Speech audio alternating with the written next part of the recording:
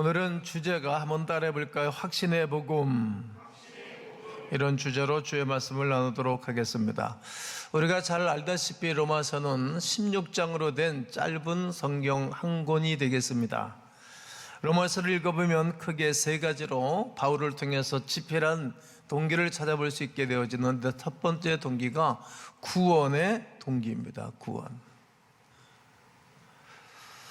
로마서를 읽으면 구원의 신앙에 혁신이 일어납니다. 그동안 신앙에 왜곡되는 그런 부분들이 치료가 되어지고 신앙에 편중된 부분이 로마서를 통해서 드러나게 됩니다.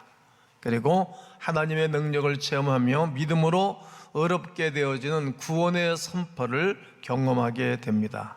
그리고 두 번째는 바울이 로마서를 선교적 동기로 집필했다는 사실을 알게 됩니다. 메시아를 거부하고 복음을 거부한 이스라엘, 그들이 구원의 역사를 누려야 되는데 그들이 교만하여 복음을 받아들이지 아니하니 바울 사도를 통해서 복음이 이방인에게로 흘러가는 겁니다. 그리고 전 세계에 이르러 이 복음이 마치 불이 붙으면 산 전체를 태우고 저 말도 태우듯이 전 세계로 흘러가는 것입니다. 그리고 세 번째는 로마서는 진정한 그리스도의 삶이 무엇인가, 그리스도의 삶이 어떻게 사는 것인가를 제시하고 있습니다. 많은 사람이 자기 나름대로 예수를 잘 믿는다고 생각하지요. 하지만 로마서는 정말 잘 믿는다는 것이 무엇이고 구원받은 자는 어떻게 살아야 될 것인가를 두 가지로 설명을 합니다. 그 중에 하나가 우리의 몸을 하나님이 기뻐하시는 산제물로 드리라는 겁니다. 로마서 12장 1절 말씀입니다. 그리고 하나님의 선하시고 기뻐하시고 온전하신 뜻이 무엇인지 깨닫고 사는 삶, 인간의 온전한 삶이 무엇이냐, 그리고 깨닫고 온전한 삶을 살게 되는 말씀입니다. 이 엄청난 두 가지 사실을 로마서로 드러냅니다. 우리는 차근차근 로마서 말씀을 들으면서 은혜를 찾게 되고 은혜를 받게 될 것입니다. 성령 행전의 마음으로 로마서를 대하면 좋겠습니다. 바울이 3차 전도 여행 막바지 고린도에서 이 로마서를 쓰는 것입니다. 그때 바울은 온통 선교로 마음에 가득 차 있었습니다. 어떻게 하면 이 복음이 전 세계에 흘러갈까? 그리고 이제 로마서를 집필해서 베베 집사를 통해서 복음을 전해주고 나중에 바울이 로마에 들어가서 복음을 증거하다가 마지막 생을 마치게 됩니다. 그러므로 사도 바울의 성령 행정적 마음으로 함께 은혜를 나누게 되기를 주의 이름으로 축복합니다. 사도행전적인 마음으로 로마서 말씀을 바라보면 큰 은혜가 될 것입니다. 자, 함께 오늘 읽은 우리 로마서 1장 1절을 다시 읽겠습니다. 시작. 예수 그리스도의 종 바울은 사도로 부르심을 받아 하나님의 복음을 위하여 택정함을 입었으니. 자기 자신을 세 가지로 소개하는데, 먼저 나는 예수 그리스도의 종이다라는 거예요. 한번 따라해 볼까요? 예수 그리스도의 종. 종이란 말은 노예라는 뜻입니다. 노예라는 그런 뜻은 자기 삶이 없다는 거예요. 주인에게 달려있다는 거예요. 주인에게 예속되어 있기 때문에 자기의 자유, 자기가 없는 사람을 노예, 종이라고 말하죠. 자기 인생이 없어요. 자기 의지가 없는 사람입니다. 인간의 모든 특권이 뺏겨버린 사람입니다. 갈라디아 교인들에게 바울이 5장 1절에 보면 그리스도께서 우리를 자유롭게 하려고 자유를 주셨으니 그러므로 굳건하게 서서 다시는 종의 멍에를 매지 말아라. 그러니까 예전에는 종의 멍에를 매고 주의 종으로 살았다는 말이죠. 그런데 그리스도 예수로 말미암아 구원의 은혜를 누리고 난 다음에는 이제는 나는 그리스도의 종으로 산다. 그리고 주의 사랑에 매여서 나는 살아가고 있노라를 선포하고 있는 것입니다. 이 엄청난 선언입니다. 스스로 나는 종이라는 거예요. 누구의 종? 그리스도 예수의 종이 됐다라고 선언하고 그렇게 일평생을 살아갔어요. 좀 이렇게 변하지 않을까? 좋은 믿음의 선진입니다. 종에게는 두 가지가 필요한데, 하나는 자기 주장이 없어야 되고 또 하나는 주인의 주인됨을 인정해야 됩니다. 여러분, 여러분의 주인이 예수 그리스도인 것을 고백할 수 있겠지요? 나의 주인 예수 그리스도. 이걸 고백하는 것입니다. 그리고 두 번째 고백이 사도로 부름을 받았다는 말이죠. 사도로 가는 것은 하나님께로부터 부름 받아야 되는 것입니다. 여러분, 자기 자신을 이해할 때 두 가지가 있어야 됩니다. 나는 누구인가? 여러분은 누구입니까? 그냥 김동기입니까? 나는 누구인가? 그리고 하나님이 나를 어떻게 생각하는가? 늘 생각해야 됩니다. 12제자만이 사도가 아니라 바울 사도 자기도 하나님께로부터 부름받은 자이기에 사도라고 말하는 것입니다. 여러분, 여러분과 저를 하나님이 부르신 것을 확신하시지요? 그럼 우리가 그의 종으로, 그의 자녀로, 그의 신부로, 그의 친구로, 그의 아들, 딸로 황태자처럼 살아가는 사람들입니다. 바울이 이 확신을 가지고 살았기 때문에 땅끝까지 나아갔습니다. 성도 여러분, 여러분도 이 명령을 받은 것을 똑같이 고백해야 될 것입니다. 하나님께로부터 부름받은 사람으로 하나님이 맡겨준 사역을 감당하며 사는 사람들입니다. 세 번째로 복음의 빚진 자로 부름을 받았습니다. 이는 자기 이해와 부르심의 목적을 말하고 있습니다. 로마서 1장 14절과 15절을 14절을 여러분들이 한번 읽겠습니다. 시작. 헬라인이나 야만인이나 지혜 있는 자나 어리석은 자에게 다 내게 빚진 자라. 나는 헬라인, 야만인, 지혜 있는 자, 어리석은 자에 다 내가 빚진다라는 거예요. 그러므로 나는 할 수만 있는 대로, 할 수만 있으면 로마에 있는 너희에게도 복음 전하기를 원하노라. 빚을 졌으니까 갚아야 되겠죠? 빚을 졌으니까. 이것 때문에 하나님이 나를 사도로 부르셨고, 이 부르심 따라 일평생을 믿음으로 복음적인 삶을 살아간다는 말이죠. 내가 이 복음을 부끄러워하지 아니하노니 이 복음은 모든 믿는 자에게 구원을 주시는 하나님의 능력이 됨이라. 먼저는 유대인 그리고 헬라인에게로다. 복음이 무엇입니까? 구원을 주시는 하나님의 능력입니다. 구원을 주시는 하나님의 능력 말이죠. 이 복음에는 하나님의 의가 나타나서 믿음으로 믿음에 이르게 하나니 기록된 바 오직 의인은 믿음, faith, 믿음으로 말미암아 살리라 함과 같으니라. 복음에는 하나님의 의가 나타나는 것입니다. 사람의 의가 아닙니다. 이것이 복음입니다. 선택된 사람들을 하나님이 의롭게 하는 것입니다. 그건 하나님의 주권적인 역사십니다. 사람이 하는 것이 아니오시다. 사도 바울은 하나님의 복음을 위해 하나님께서 특별히 선택받았다고 하는 그 확신이 분명했습니다. 내가 너희 중에서 예수 그리스도와 그의 십자가에 못 박히신 것 외에는 아무것도 알지 아니하기로 작정하였습니다. 바울이 복음을 만난 이후부터 그의 전공, 그의 지식, 그의 인격, 그가 하고 싶은 모든 것들을 한마디로 이제는 말할 가치가 없다. 나는 이 일을 위해서 살아왔는데 내가 복음을 깨닫고 복음을 알고 예수를 만나고 난 다음에는 나는 그저 예수 그리스도께서 나를 위하여 십자가 못 박히신 것 외에는 알지 않기로 정했다. 너희들도 그렇게 되기를 원한다. 그러므로 바울이 편지를 써보내는 거야. 낮에는 매 맞아가면서 전도하고 굶어가면서 전도하고 밤에는 어떻게 하면 이 복음을 잘 써서 이렇게 전해줄까? 목사가 어떻게 하면 설교를 잘 준비해서 성도들이 은혜를 끼치고 깨닫게 할까? 이런 마음처럼 바울이 날 밤도 못 자고 어떤 단어를 선택할까?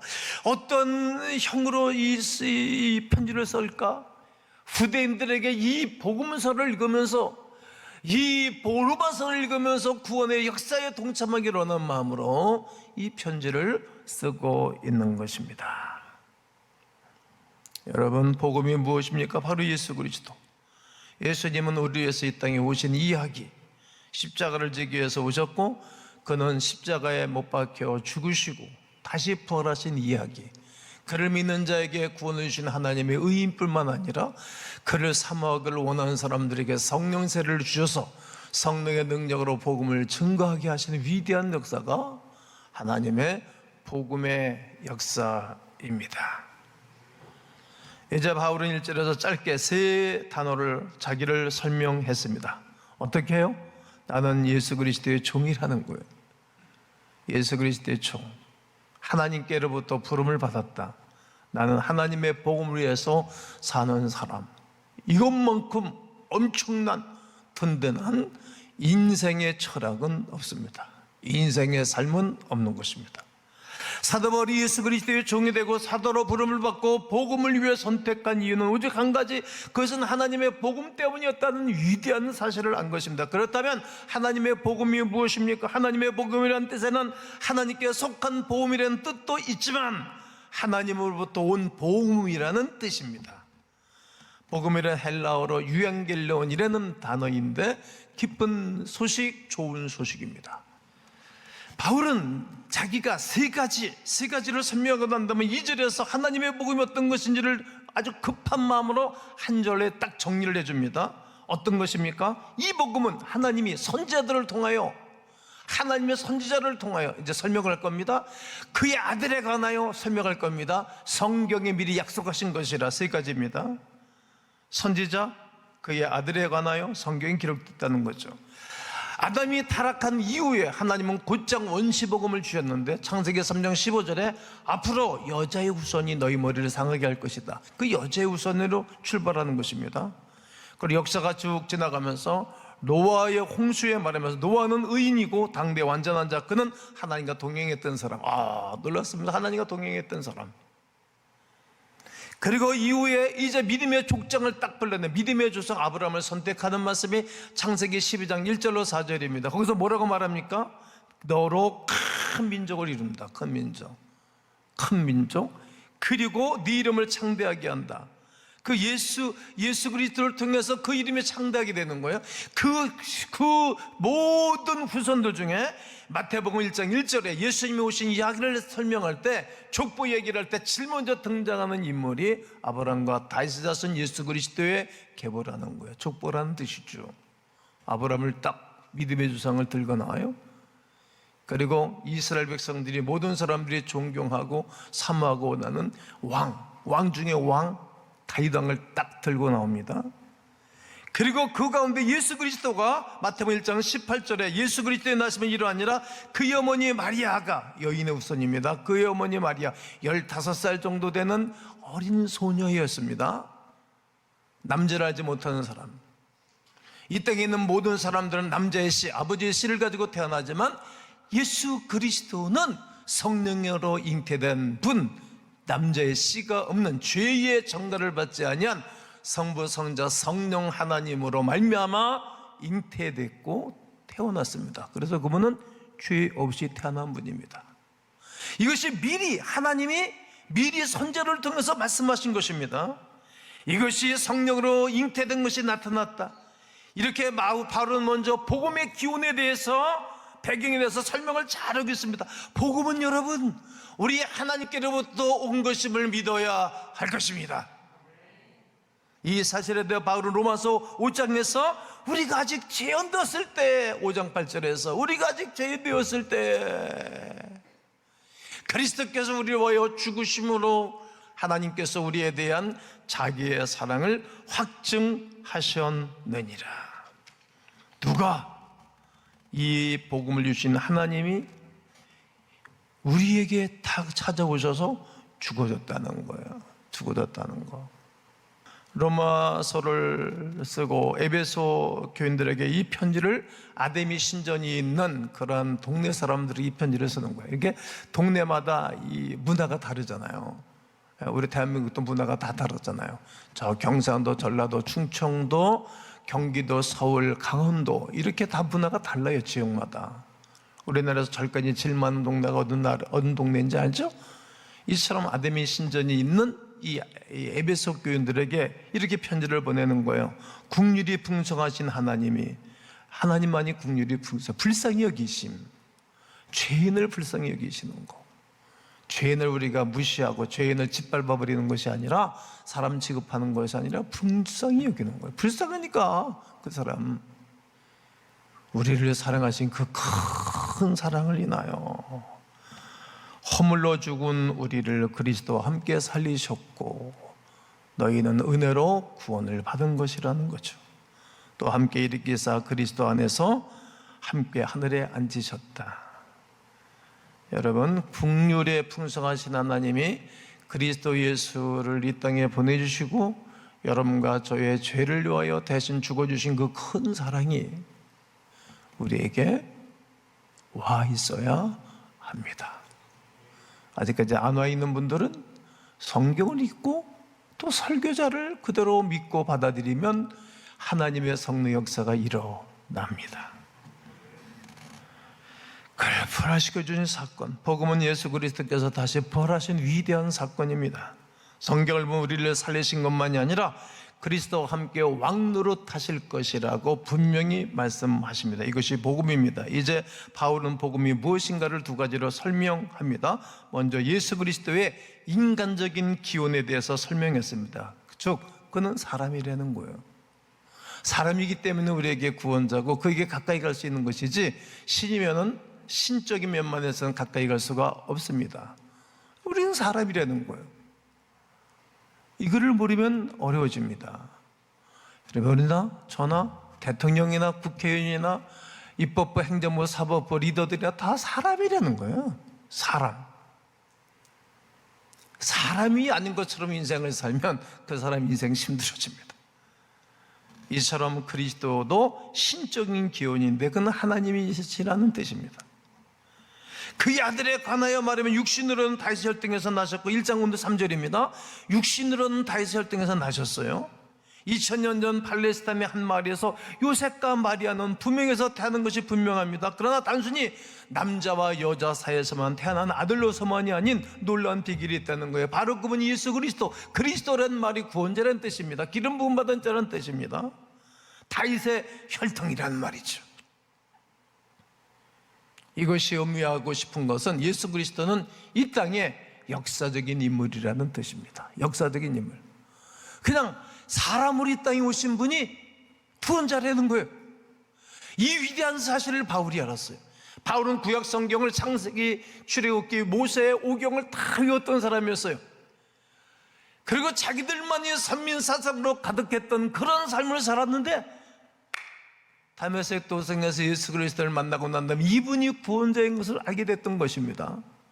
여러분, 구원자인 예수를 알게 되는 것이 얼마나 기쁜 소식인지 몰라요. 다 깨닫는 것이 다르고 만나는 시간들과 그 연령이 다릅니다. 저는 21살에 교회를 가서 첫 시간, 첫 설교에 나는 은혜를 받았어요. 왜? 그때 내 마음이 너무나 갈급했기 때문에, 빈들의 마른 불처럼 마늘 났던 내 영혼이었기에 그냥 천달라는 목사님 설교 은혜를 받았어요. 그리고 22살에 성령세를 받았어요. 이 기쁜 소식, 이 놀라운 소식을 경험하게 된 것입니다. 여러분, 그 예수 그리스도는 아브라함과 다윗의 후손, 그 후손으로 오신 혈통으로는 사람의 혈통으로 오신 분을 믿으시기를 권면합니다. 중요한 이유가 있어요. 사무엘하 7장 16절에 보면 네 집과 네 나라가 내 앞에서 영원히 보존되고 네 왕위가 영원히 경거리라. 여러분, 다윗 왕가는 망했잖아요. BC 583년에 722년에 북이스라엘 남유다가 두 나라가 다 망해버렸어요. 그 끝인데 어떻게 영원히 네 왕위가 있을 것이다. 그 영원한 그 왕이 그 후손 중에 예수님이 오신다는 얘기예요. 예수님이. 그분이 영원한 왕이라는 뜻입니다. 이것을 예수님의 인적 기원으로 시작해서 그분은 예수 그리스도는 하나님이시라는 뜻입니다. 이 말씀이 4절에 기록하고 있는 것입니다. 성결의 영으로는 죽은 자들 가운데서 부활하사 능력으로 하나님의 아들로 선포되셨으니, 하나님의 아들로 선포되셨으니 곧 우리 주 예수 그리스도다. 하나님의 아들로 선포되신 분이 바로 예수 그리스도라는 위대한 사실을 알게 된 것입니다. 육신이라는 말 대신 영이라고 말을 했습니다. 그리스도는 죽은 자 가운데서 부활하여 능력으로 하나님의 아들로 인정되신 분, 그분을 여러분도 저도 오늘 인정하면 좋겠습니다. 이것이 기쁜 소식을 나의 것으로 삼을 수 있는 위대한 방법입니다. 그는 하나님으로부터 오셨기에 죽은 자 가운데서 부활하셨습니다. 이것이 예수님의 신적 기원입니다. 사람은 다시 살아날 수 없지요. 사람은 죽으면 끝입니다. 땅속에 묻히고 그래서 육신은 썩어서 한 줌의 흙이 됩니다. 그러나 예수님은 육신이 부활하신 것입니다. 그분은 사람이자 신이었기 때문이었습니다.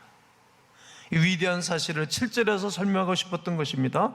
로마에서 하나님의 사랑하심을 받고, 이 본문을 이렇게 해석하면 되겠죠. 대한민국에서 하나님의 사랑을 받고, 가음교에서 하나님의 사랑하심을 받고, 성도로 부르심을 받은 모든 자에게 하나님 우리 아버지와 주 예수 그리스도로부터 은혜와 평강이 있기를 원하노라.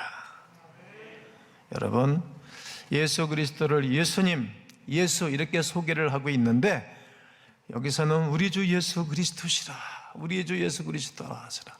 여러분과 나의 주인이실 뿐만 아니라 그리스도, 그는 나의 죄를 용서해 주시는 제사장, 그는 나에게 말씀을 주시는 선지자, 그는 나를 다스리고 영원히 나를 다스리고 축복하고 당신의 서원한 백성으로 이끌어갈 왕, 고백하는 것입니다. 누가? 그리스도 예수가. 그래서 예수를 믿으면 잘 되는 것입니다. 예수를 믿으면 복음의 능력이 나타나는 것입니다. 이상한 사람들이 변해서 온전해지는 거예요. 사람들이 그러죠. 저 사람 말이야, 이상한 사람 아니었어? 맞아, 이상한 사람이었어. 아, 저 사람 말이야, 물결로 나온 여자 아니었어? 맞아, 그런 사람이었어요. 아, 저 사람 말이야, 남편이 5명이나 바꿔치고 산 여자 아니야? 맞아, 그런 사람이었어요. 아, 저 사람 사기꾼이야? 맞아, 사기꾼이었어. 아, 저 사람 세리였는데 그 돈 떼먹은 사람 아니야? 맞아, 돈 떼먹은 사람이에요. 그럼 누가? 야만인이나 헬라인이나 유대인이나 누구든지 구원을 주시는 하나님의 의가 있는 차별이 없는 거예요. 사람들은 차별해. 여러분, 요즘 사람들이 행복하지 못한 이유는 차별하기 때문에 그런 거예요. 차별금지법을 나왔는데 사기를 치고 있지, 애들이. 여러분, 경쟁하면 인생이 행복하지 않아. 친구끼리 경쟁하면 행복하지 않아. 한국 사람들이 너무나 경쟁하기 때문에 행복하지 않은 거예요. 나보다 더 좋은 차를 타는 사람 보면 내가 행복하지 않아. 난 뭐야 이게, 다 찌그러진 차 타고 다니고, 이게 CC가 이게 1000cc 타고 다니면 되나? 경쟁하기 때문에 행복하지 않은 거예요. 그러나 예수 그리스도의 복음은 차별을 하지 않는 거예요. 헬라인이나 유대인이나 야만인이나 어떤 사람일지라도 차별이 없는 거예요. 그를 믿으면 모두가 구원을 받아 감격 가운데 살아가는 거예요. 잘났다는 사람들은 복음을 전하지 않아. 잘났다고 하는 사람들은 자기 의에 도취되어져서 사람들 그걸 무시를 해버려. 그러나 세리였던 사람, 삭개오 같은 사람, 몸 팔던 여자, 이런 사람들이 예수를 만나고 난 다음에 그 감격이 커서 이 복음을 전해주는 거예요. 약간 좀 2% 부족한 사람 같아, 저 사람. 맞아, 그런 사람들이 구원의 의대를 이루고 난 다음에 이 복음적인 삶을 살아가고 있는 것입니다. 헬라이나 야만이나 그들 향한 복음에 부담이 있다면 반드시 여러분은 복음을 아는 분들입니다. 그러나 부담감이 없으면 복음을 아는 분들이 아닙니다. 복음이 내 안에 들어있는 사람이 아닙니다. 그러나 만약 부담이 없다면 복음을 모르는 껍데기만 아는 사람들입니다. 그러므로 오늘 이 귀한 시간에 난 여러분들에게 이렇게 선포하고 싶습니다. 복음을 소유하십시오. 내가 마음을 열고 받아들이면 되는 것입니다. 제가 성령세를 받을 때 그냥 받아들였으니까 성령세가 그냥 임했습니다. 영서를 쓸 때도 누가 나를 도와줬습니다. 기도하면서 그냥 내가 받아들인 겁니다. 엄청나게 많은 영서를 한때 썼습니다. 그냥 받아들이는 것입니다. 지식도 받아들이는 것입니다. 안 받아들이면 이 사람은 지식이 없습니다. 수없는 교육 매체가 얼마나 많습니까? 그걸 받아들여내고 됩니다. 이처럼 복음을 받아들이는 것입니다. 여러분 중에 아직까지 복음에 대해서 나와 상관이 없다고 느끼는 분들은 조금 위에 있다가 제가 복음을 내가 제시할 것입니다. 따라하시고 받아들이고 영접하시면 놀라운 일이 생깁니다. 영광스러운 복음에 눈이 띄어져야 됩니다. 그래서 복음을 말하는 것입니다. 나는 여러분들에게 이렇게 선포하고 외치고 오늘 설교를 마치겠습니다. 난 여러분 속에 영광의 복음이 흘러들어가고 이것도 잘 되고 저것도 잘 되고 영적으로 잘 되고 자녀들도 잘 되고 교회도 잘 되고 여러분 기업도 잘 되어져서 복음으로 쓰임받는 여러분들의 생애가 되시기를 주 예수 그리스도의 이름으로 축원합니다.